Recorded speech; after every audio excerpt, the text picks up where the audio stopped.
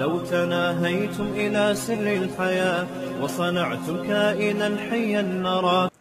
ابھی وہ آئے ہوئے تھے نا آفاق احمد, نہیں, جو یوٹیوبر ہیں لندن میں, بڑا زبردست اچھا آدمی ہے. تو وہ پہلے اداکاروں فنکاروں کے ساتھ ان کا اٹھنا بیٹھنا کافی زیادہ تھا, پھر توبہ طائب کی اللہ نے توفیق دی تو چینل وینل بنا کے.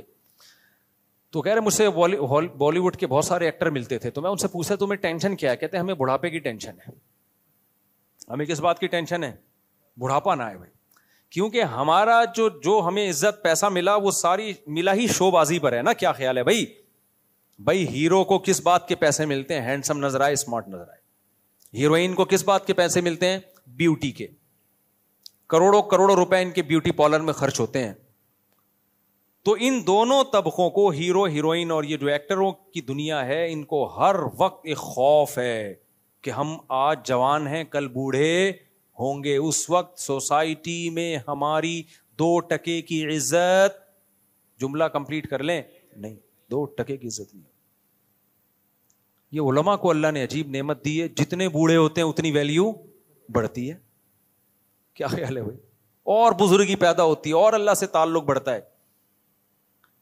لیکن ان بیچاروں کو ایک خوف ہے. میں تو طرز کھا کے کہہ رہا ہوں, میرا طنز مقصد نہیں ہے, ہر وقت خوف. آپ کہتے ہو نہیں بھائی یہ تو بوڑھے ایکٹر بھی اسٹیج پہ بلائے جاتے ہیں, ان کو ایوارڈ دیے جاتے ہیں جو بوڑھے ہوتے ہیں ویل چیئر پہ. یار بھائی صاحب صرف اتنی دیر کی عزت مل رہی ہوتی ہے ان کو.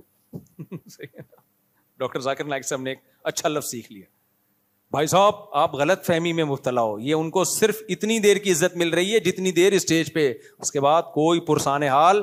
کیونکہ شادی بھی نہیں کی ہوتی ان لوگوں نے, بچے بھی نہیں ہوتے, ہوتی ہے تو ایک آدھ بچہ, وہ بھی آج کل کلوننگ سے ہو رہا ہے, پتہ نہیں ٹیسٹ ٹیوب سے ہو رہا ہے, وہ بھی نیچرل نہیں ہو رہا کہ بچے کو ماں کی بھرپور ممتا ملے. حملتہ امہ کرہن ووضعتہ کرہا, اللہ کہتے ہیں تمہاری ماں ہے, اس نے تمہیں پیٹ میں رکھا تکلیف کے ساتھ, جنا تکلیف کے ساتھ, 2 سال تمہیں گود سے لگا کے رکھا, 2.5 سال, تو یہ بھی سسٹم ختم. ماں ہے ڈی این اے میں ہے ماں, باقی پیٹ بھی کسی اور کا استعمال ہوا, جننے کی تکلیف کسی اور نے اٹھائی, دودھ ڈبے نے پلایا. تو کیا ماں اولاد کا بھی وہ مضبوط رشتہ نہیں رہتا بھائی. بہن بھائیوں کی نعمت تو ملتی نہیں ان بچوں کو, ایک آدھی ہوتا ہے, تو ساری محبتیں تو ختم. تو ان کو سب سے زیادہ ٹینشن بیچارے ایکٹروں کو جو ہوتی ہے, میں طنز میں نہیں کہہ رہا, ہو سکتا ہے بھائی ہم سے اچھے ہوں, ہمارا گیٹ اپ دینداری والا ہو, یہ تو آخرت میں پتا چلے گا کون اچھا ہے کون برا ہے. اور ہم اگر کچھ تھوڑے بہت نماز روزے کی توفیق ملتی ہے تو ہمارا کیا کمال ہے. یہ تو اللہ نے اچھے ماحول میں پیدا کر دیا. ہمیں تو ڈر لگتا ہے کہ اتنے اچھے ماحول میں یہ لوگ پیدا ہوتے تو شاید ہم سے زیادہ اچھے ہوتے. لیکن بہرحال یہ قابل طرز زندگی ہے میرے بھائی. ہر وقت خوف کس چیز کا؟ بڑھاپے کا. اس خوف کو ختم کرنے کے لیے مسکراتے بھی ہیں, ہنستے بھی ہیں, ایک کوشش کرتے ہیں لائف کو انجوائے کرنے کی. لیکن نبی کے الفاظ کیا ہیں؟ جعل اللہ فقرہ بین عینیہ, نا نا نا نا, وہ خوف کی چڑیلیں سامنے آ کے وقتاً فوقتاً ڈراتی رہیں گی. آپ ذرا دیکھ لیا کرو جو 1975 کے ہیرو اور 2024 میں وہ کیسا لگ رہا ہے. گوگل پہ لکھو 1975 میں کوئی ہیرو تلاش کرو اور دیکھو 2024 میں وہ کیسا لگ رہا ہے, تو آپ کو اندازہ ہو جائے گا کہ اب کیسا لگ رہا ہے. تو ظاہر ہے تو جب ہمیں پتا ہے تو ہر ایک کو پتا ہوگا نا. یہ تو جس پہ گزرتی ہے وہ نہیں سوچتا ہوگا. تو یہ دنیا بڑی اندھیری ہے. اسی کے لیے شاعر نے کہا ہے, رنگ رلیوں پہ زمانے کی نہ جانا اے دل, یہ خزاں ہے جو بانداز بہار آئی ہے خزاں لیکن اسٹائل اس کا بہاروں والا ہے.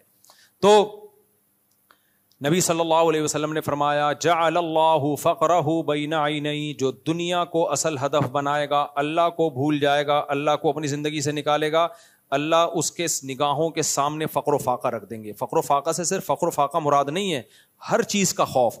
عزت کو مقصد بنائے گا تو عزت چھننے کا خوف اس کے سامنے ناچے گا, رقص کرے گا. دولت کو مقصد بنائے گا تو دولت چھننے کا خوف اس کے سامنے ہر وقت رقص کرتا رہے گا. اور اپنی بیوٹی اور فٹنس کو اگر وہ ہدف بنائے گا, جیسے باڈی بلڈر کیا کرتے ہیں, میں ان سے کہتا ہوں جم جاؤ, 2-4 اسپیڈ بریکر بنا لو کافی ہیں. اتنی زیادہ ایکسرسائز کرنا, باڈی بھائی صاحب کیڑوں نہیں کھانا ہے اینڈ میں, کوئی اور کام کو فوکس کرو, ٹھیک ہے.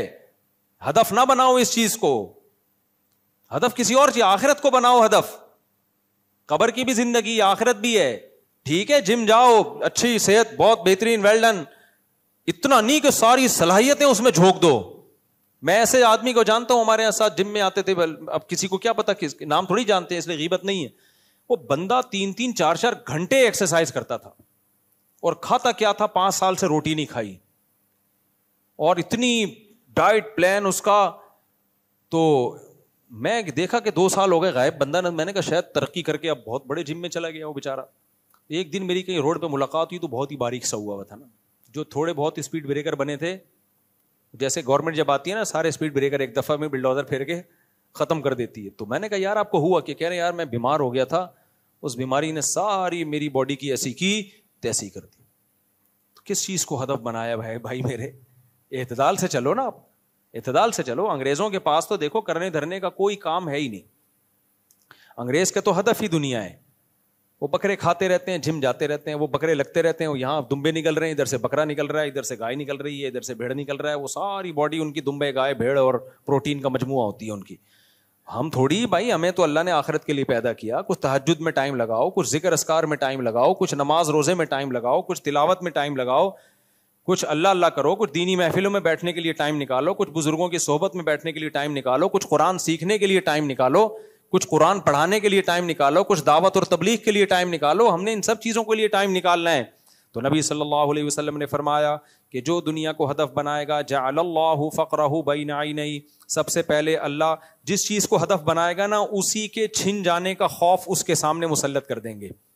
ہر وقت ڈر لگا رہے گا, اب یہ گئی, یہ چیز گئی میں سے, یہ گئی.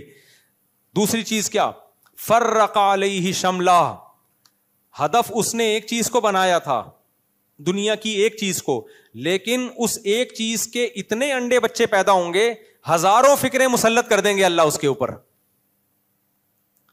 ہزاروں فکریں. پھر اس کو یہ ہوگا یہ بھی مل جائے, یہ بھی مل جائے, یہ بھی مل جائے, یہاں سے بھی یہ بھی بڑا بھی میں بنوں, سب میں بات بھی میری اونچی ہو, صحت بھی میری اچھی ہو, دولت بھی میرے پاس سب سے زیادہ ہو, عزت بھی میرے پاس سب سے زیادہ ہو, گاڑی بھی میری سب سے اچھی ہو, موبائل بھی میرا سب سے اچھا ہو, بیگم بھی میری سب سے خوبصورت ہو, اور جو ہے بزنس بھی میرا سب سے آگے ہو.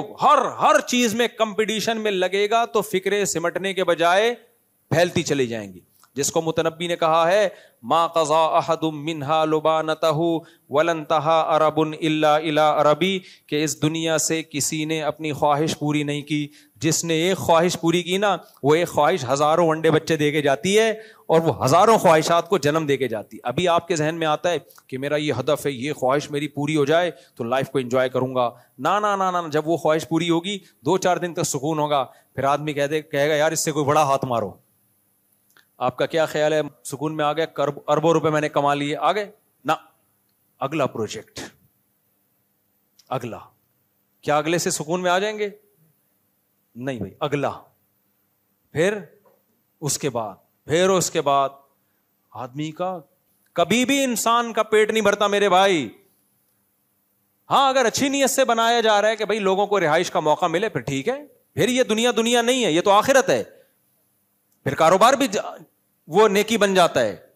اگر آپ بزنس اس نیت سے کرتے ہو یار لوگوں کو بھی ایک اچھی معیاری رہائش ملے, تو پیسہ بھی آئے گا, معیاری رہائش بھی ملے گی. اگر یہ نیت ہے بھائی پھر تو 10 کرو. لیکن عام طور پہ لوگوں کی یہ نیت ہوتی نہیں ہے.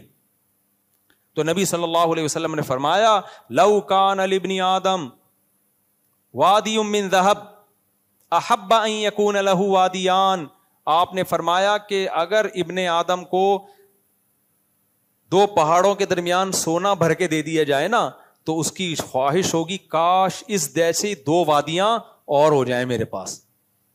یہ تو ابھی آپ کو لگ رہا ہے کہ نہیں ہماری بالکل خواہش نہیں ہوگی, اللہ تو ہمیں سونے کی ایک وادی کیا 2-3 ڈلے دے دے بس ہم خوش ہو جائیں گے. یہ ابھی محسوس ایسا ہو رہا ہے آپ کو. جب ملیں گے فوراً 2-4 دن کے بعد آپ کہو گے یہ 4 اینٹیں سونے کی, اس کو 8 کیسے بناؤں میں. تو سکون میں نہیں آئے گا میرے بھائی صاحب, سمجھ رہے ہو بات کو؟